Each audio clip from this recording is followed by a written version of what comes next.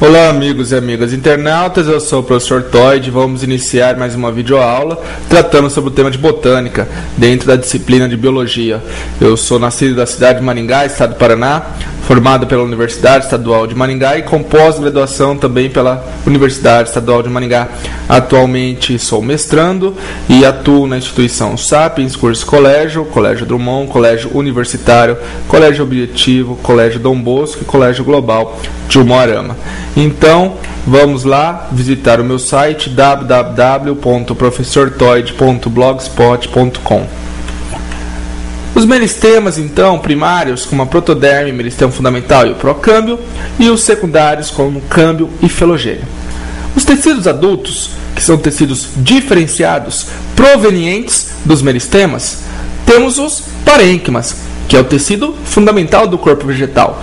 Posso dizer que o parênquima é comparativamente ao tecido conjuntivo dos animais. E esse parênquima geralmente serve para preencher espaços no vegetal. Além do que, existem outros tipos de parênquimas mais especializados que iremos abordar adiante. Nós temos os tecidos de proteção, a epiderme, origem de meristema primário chamado protoderme, e o suber, origem secundária do meristema secundário proveniente do filogênio.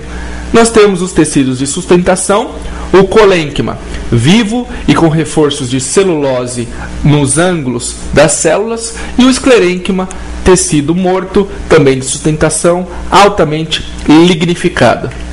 Tecidos de condução, xilema e floema, proveniente do procâmbio, quando ainda de origem primária, e proveniente do câmbio, quando de origem secundária. Lembrando que o meristema primário, crescimento em longitude, em comprimento, em altura, e meristema secundário, comprimento em largura, espessura. E os tecidos de secreção e excreção, que são os tecidos à parte. Os parênquimas, então, fundamentalmente servem para preencher espaços. Então, nós temos, por exemplo, parênquimas de assimilação ou clorofiliano, que já são parênquimas mais especializados, que, além de preencher espaços, servem para realizar fotossíntese. Nós temos também parênquimas de reserva, aquelas que vão reservar ar, ou seja, parênquima aerífero ou aerênquima, que vão reservar amido, parênquima amilífero e que vão reservar água, parênquima aquífero ou aquiferênquima. Nós temos aí também de parênquimas funcionando como preenchimento análogo ao tecido conjuntivo. Portanto, parênquima, tecido adulto, proveniente do meristema fundamental e forma o parênquima clorofiliano, também chamado de assimilação, que é aquele parênquima que realiza a fotossíntese, pode ser o parênquima de reserva e o parênquima de preenchimento. Os parênquimas são formados por células vivas e ocorrem na casca e medula do caule e raiz. E aqui uma foto mostrando um parênquima que provavelmente tem a função de preenchimento. Enquanto que o parênquima palissádico e o lacunoso fazem parte do parênquima clorofiliano ou assimilação, estão presentes aí principalmente em órgãos como folhas, que são os órgãos responsáveis pela realização da fotossíntese. Então aqui nós temos um corte transversal de uma folha e vocês veem no meio da folha, no mesófilo foliar, vocês veem o parênquima palissádico, formado por células justapostas, ou seja, ladeadas uma das outras, e o parênquima lacunoso, que é o parênquima mais espaçado, que possui lacunas por onde irá circular os gases, fundamentalmente o gás CO2, que vai ser levado para atuar aí na equação da fotossíntese.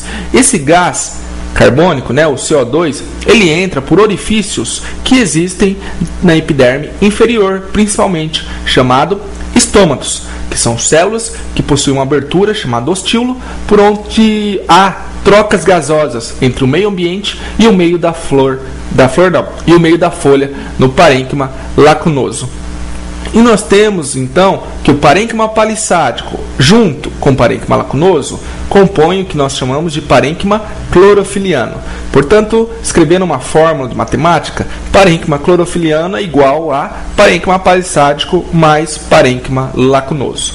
E vocês enxergam ali que existe a epiderme superior, geralmente com um lipídio protegendo, que é a cutina, formando uma membrana chamada cutícula, e a epiderme inferior, onde encontra-se grande quantidade de células estomáticas, formando uma estrutura chamada estômato.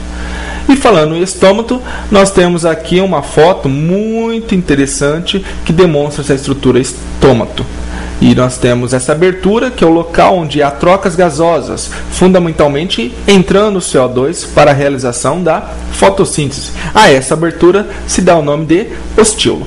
Então, o estômato é estrutura presente em folhas que possui uma abertura chamada ostíolo, por onde ocorre trocas gasosas. E há também a saída de água na forma de vapor. Transpiração. Vegetais transpiram. Existem dois tipos de transpiração: transpiração cuticular e transpiração estomática. É formada por células estomáticas ou guardas e clorofiladas. A única estrutura da epiderme foliar com cloroplasto. A epiderme, via de regra, não tem clorofila, é aclorofilada. A única célula da epiderme, geralmente a epiderme inferior que tem clorofila, é as células estomáticas. Parênquima aqui de reserva, parênquima amilífero, por exemplo, aqui na batata inglesa, não é verdade? Nós temos aqui estruturas que reservam amido, que são os amiloplastos, em células que possuem essa função de reserva, formando um tecido de reserva chamado parênquima amilífero. Aquele tecido, aquele parênquima que armazena ar, é conhecido como parênquima aerífero, também chamado de aerênquima, que armazena ar, como aqui está na Vitória Régia. E nós temos o tecido aquiferênquima ou parênquima aquífero, que reserva grande quantidade de água, por exemplo, muito abundante em cactos, não só em cactos, em plantas xerófitas de ambientes secos. Terminamos aqui a primeira parte da botânica, e qualquer dúvida escreva para professortoide@bol.com.br.